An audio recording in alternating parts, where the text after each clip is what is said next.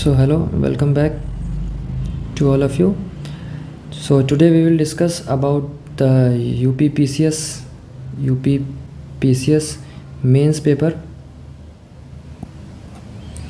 और ये आपका पेपर थर्ड है।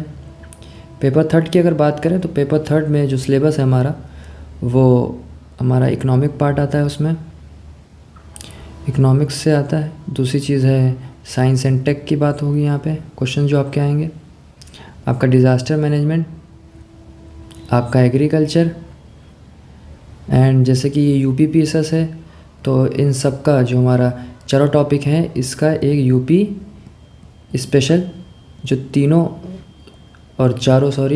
चारों एक्सपर्ट्स को कवर करेगा यूपी के अंदर। तो मोस्टली साइंस एंड टेक जो रिलेटेड है यूपी से, इकोनॉमी जो यूपी की इकोनॉमी है उससे रिलेटेड है। तो ये चारों चीज़ें पांच चीज़ें क्या होंगी, इसमें कवर होंगी। ठीक, अगर हम लोग टाइम पेपर की बात करें, अगर टाइम की बात करें तो टाइम हमको यहाँ मिलता है वो 3 घंटे का है। और ये जो टोटल मार्क्स का पेपर है, पेपर थर्ड हमारा, ये 200 मार्क्स का होता है।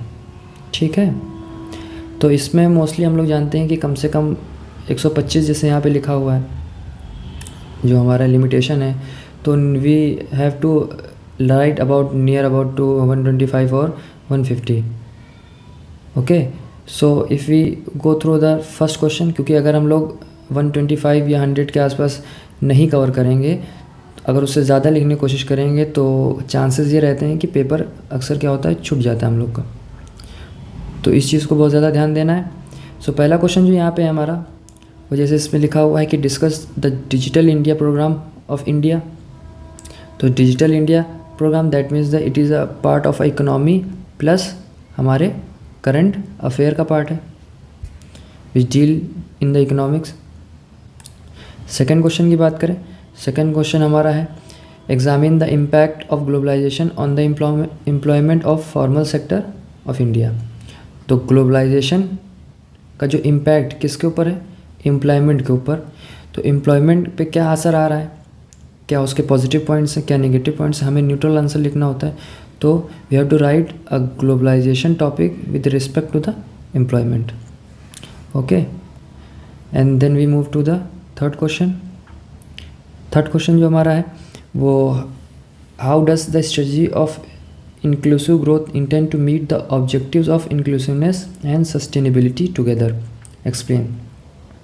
तो इंक्लूसिव ग्रोथ की बात हो रही है यहाँ पे, समावेशी जो हमारी ग्रोथ है, समावेशी विकास जो हमारा है, उसके पर्सपेक्टिव से बात हो रही है।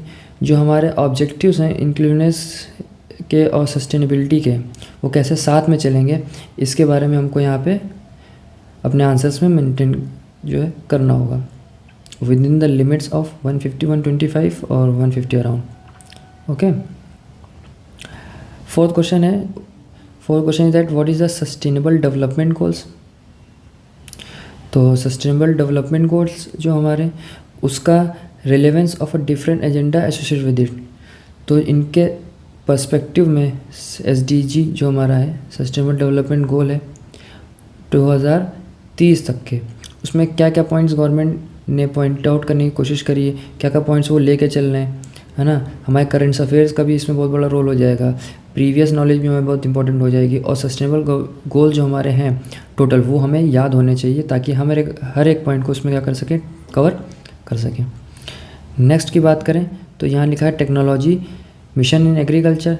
तो अगर इस क्वेश्चन की बात करें तो ये हमारे किस पार्ट से, ये साइंस एंड टेक पार्ट से आता है। ठीक है, so how can we improve the agriculture area of a particular land, how can we minimise the hindrance which occur in the agriculture sector, what is the use of technology in agriculture, what there are pros and cons in that। ठीक है, ये है हमारा fifth question. आगे बात करें तो six question में what are the constraint in the development of infrastructure project in Uttar प्रदेश।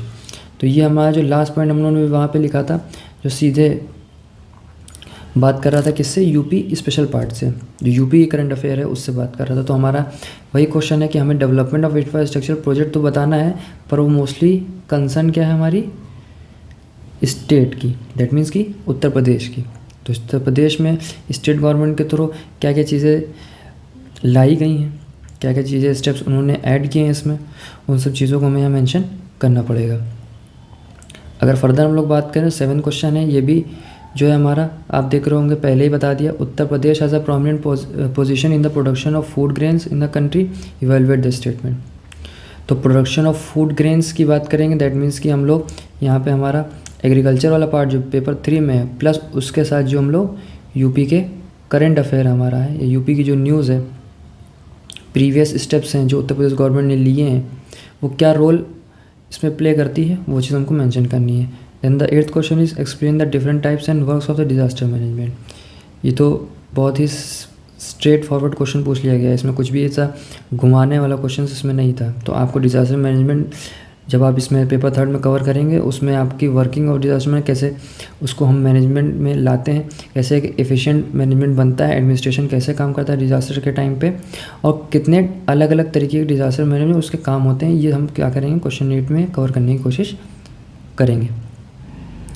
अब 9 क्वेश्चन है, what is meant by insurgency. Insurgency को यहाँ हमें एक्सप्लेन करना पड़ेगा। तो इसमें सिर्फ मेंट बाय इंसर्जेंसी है, तो हम लोग कोशिश ये करा करो कि जो क्वेश्चन है उससे हमेशा क्या रहना है, हमको स्टिक रहना है। हमें इधर उधर की बातें नहीं लिखनी, क्योंकि अगर इधर उधर की बातें में लिखने में लिमिटेड वर्ड्स की जो है उसको हम पूरी तरीके से इफिशिएंटली यूज़ नहीं कर पाते। ठीक है, तो इंसर्जेंसी की मीन्स में ही स्टार्ट करेंगे, फिर आप जैसे भी पाई चार्ट बना के उसके टाइप्स में, तो उसको पूरा एक्सप्लेन करते अच्छा उसको चार्ट्स बना दें, उसको एक्सप्लेन करने उसके कुछ प्रॉफिट्स या लॉस होंगे, इस तरीके से कोई चीज़ अगर उसमें है तो वो चीज़ चार्ट्स या स्टेप्स के हेल्प से हम उसको वहाँ पे शो करवा सकते हैं। अगला 10 क्वेश्चन है, role of media and social network important in internal security. तो इंटरनल सिक्योरिटी की बात है यहाँ पे, तो इंटरनल सिक्योरिटी को एनालाइज करना है पूरी तरीके से।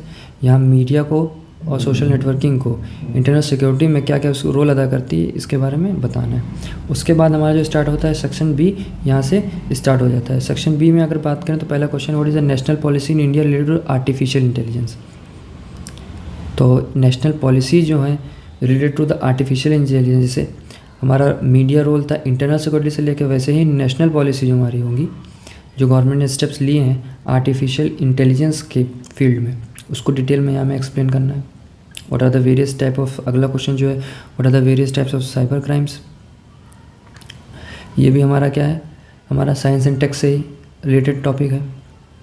साइबर क्राइम में आर्टिफिशियल इंटेलिजेंस भी हमारा साइंस एंड टेक का पार्ट है। How can we protect yourself against cyber crime. तो क्या है, 1-2 लाइन में मीनिंग स्टार्ट कर दी, उसके बाद हमने क्या कर दिया, 4 टाइप में टाइप्स ऑफ साइबर क्राइम कर दिए, फिर उसकी मेन जो टाइप्स में डिफरेंस है वो बता दिया, और एट द लास्ट हम क्या करेंगे, उनसे कैसे हम अपने आप को प्रोटेक्ट या प्रिवेंट कर सकते हैं, वो चीज़ हम यहाँ पे मेंशन करेंगे।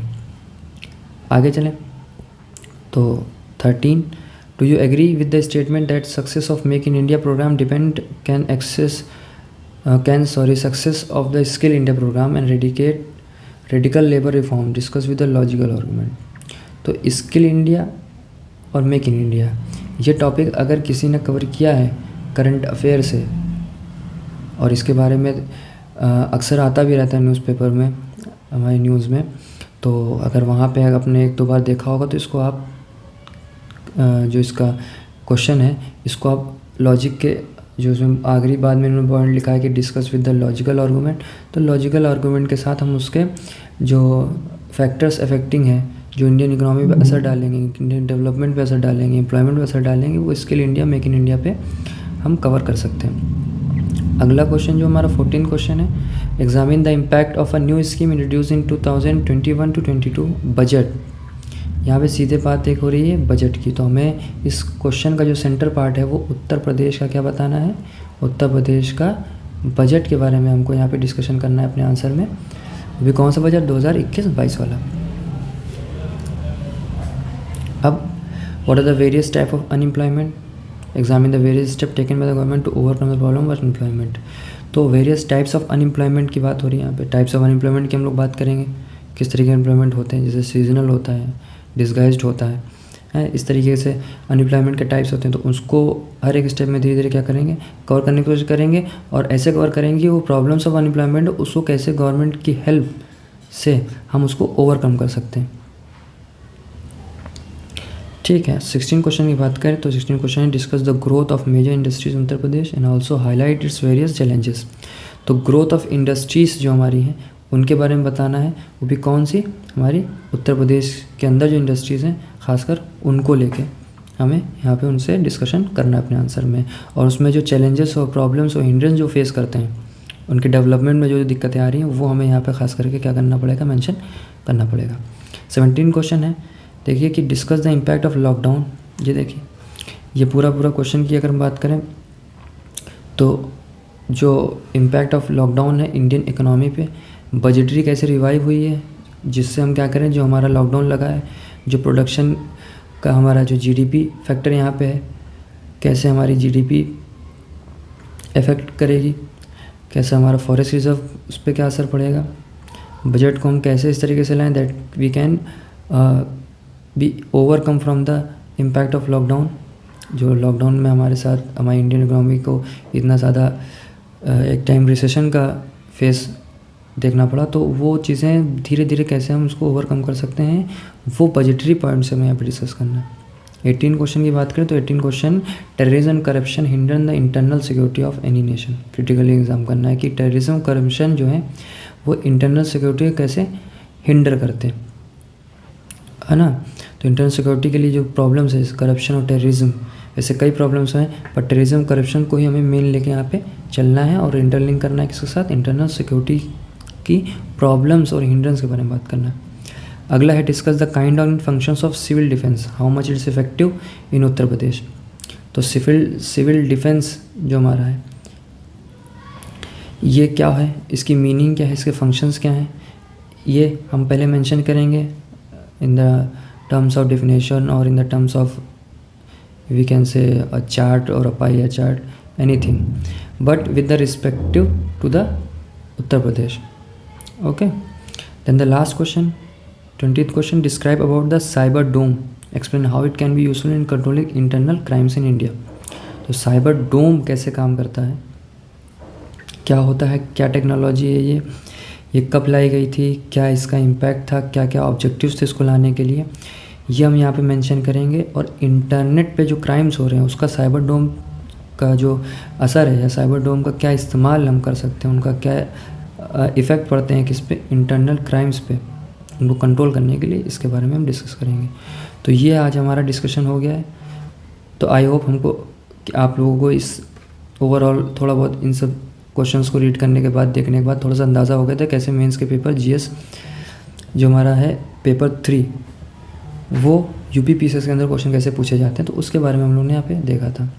चलिए, ये पेपर जो हुआ था ये आपका 22 मार्च 2022 को हुआ था, तो ये लास्ट टाइम का पेपर है, अभी लास्ट ईयर को हुआ है, सॉरी।